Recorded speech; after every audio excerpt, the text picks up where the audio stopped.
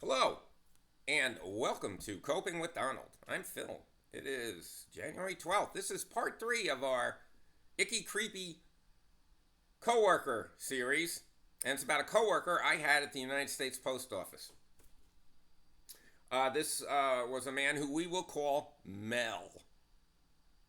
Should I call him Melvin? Yeah, let's call him Melvin, okay? I know I've never worked with a Melvin.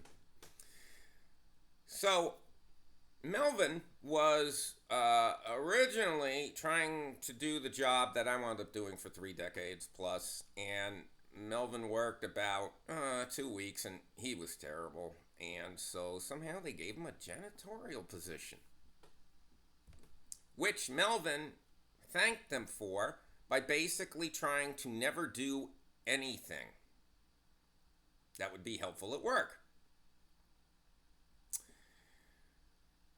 Uh, Melvin was there with another custodial worker, and for a while it looked like they were having some sort of a competition who would do less, but Melvin would always win that because he would always do less than the other janitorial person. And so there's a resentment that he would. All right, I was proud of what I did, and I would hate to see people do a lousy job for the organization. Melvin, his talent was hiding, okay? Melvin actually, at one point, had moved in furniture into the locker room slash men's room to make it into some sort of lavatory lounge where he could hang out and be comfortable, read books, a lamp there, Really. I mean, people would be walking in and out of there all the time. It wasn't like he was hiding. But he did have a great hiding spot. We had a very big lot in back of the post office to the side and in back.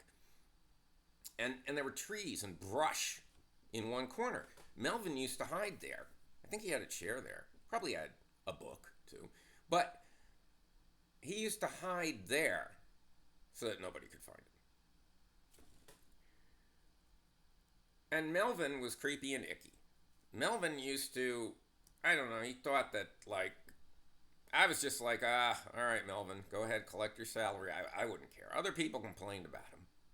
But Melvin would cut out magazine pictures of eyeballs, and he would copy them.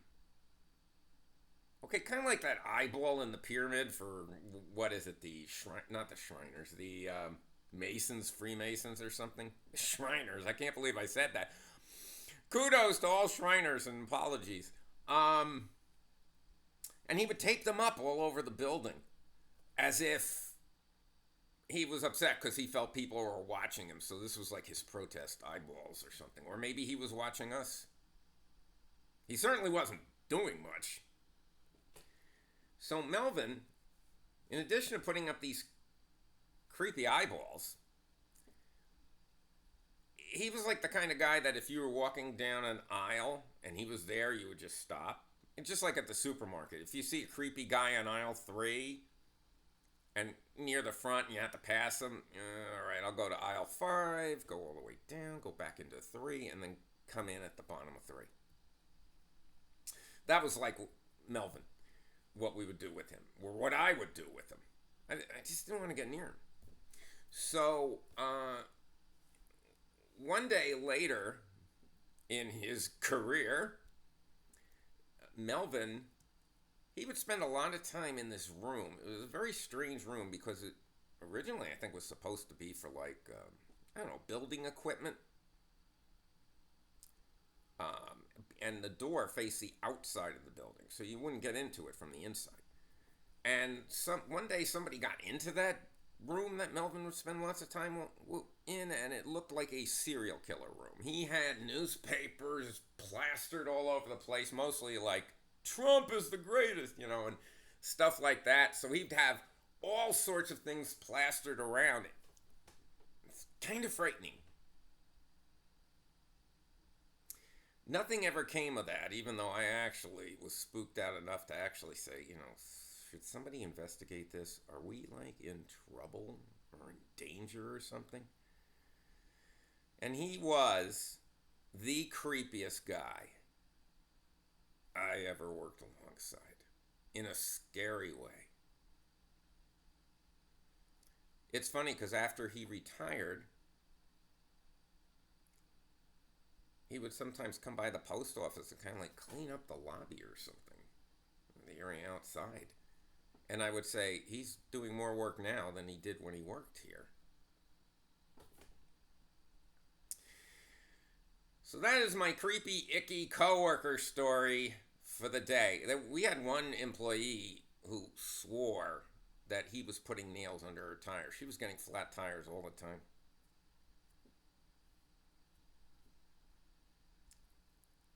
And I plead the fifth. No, I didn't do it. I plead the fifth as far as having an opinion on it. No, I didn't put nails under her tires. Oh, you know, the post office, you were so freaked out about doing something wrong that they wouldn't like you for. Like if there was a dime on the floor, you would either pick it up and put it on the supervisor desk or just walk by it and leave it on the floor. That's how paranoid everybody in the post office was, or at least the ones that were able to stay. So this has been Coping with Donald at 25 subscribers. This is great. I'm Phil, and I hope you have a great rest of the day on January 12th.